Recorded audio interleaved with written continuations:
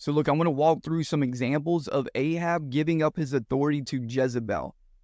But before I get to 1 Kings 19, I want to remind you of what has just happened in 1 Kings 18. This was the showdown at Mount Carmel. Elijah called down fire, and Elijah slew 800 prophets of Baal. And now Ahab is going to report this to Jezebel. So we're going to start in verse 1. And Ahab told Jezebel all that Elijah had done, also how he executed all the prophets with the sword. Then Jezebel sent a messenger to Elijah, saying, "So let the gods do to me, and more also, if I do not make your life as the life of one of them by tomorrow about this time."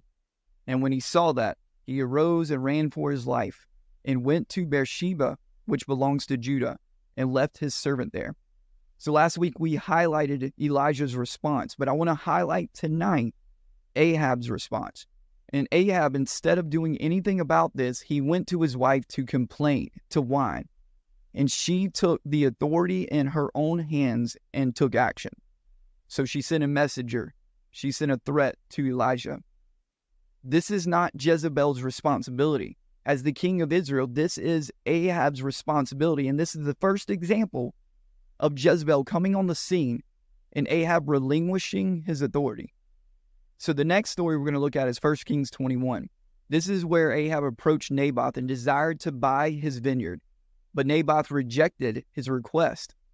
The vineyard was next to Ahab's house. It would have been convenient for him, but Naboth said no.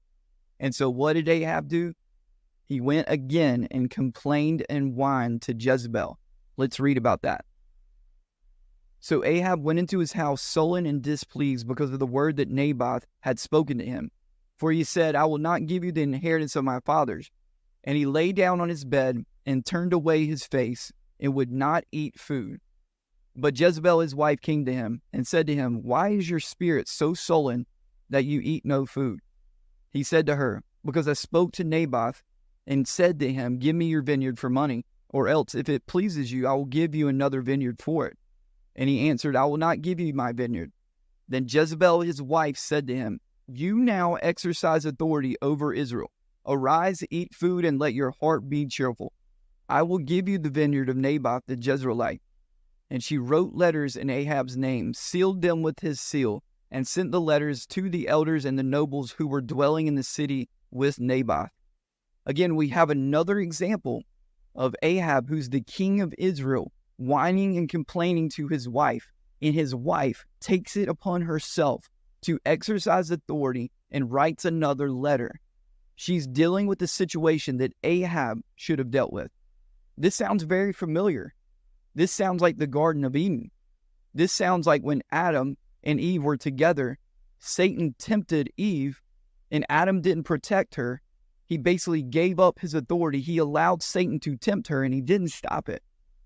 We're seeing this same sin happen again thousands of years later. Jezebel takes authority. She takes matters in her own hand because of Ahab's passivity. We have this example of a weak and passive man. Ahab did what many of us as men, as leaders, do today. We avoid conflict. We're afraid of what people think, so we don't address things that need to be addressed. And then Jezebel steps in.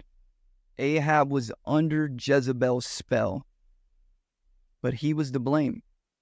Ahab, you're to blame. You can point the finger at Jezebel all day long, but you are to blame.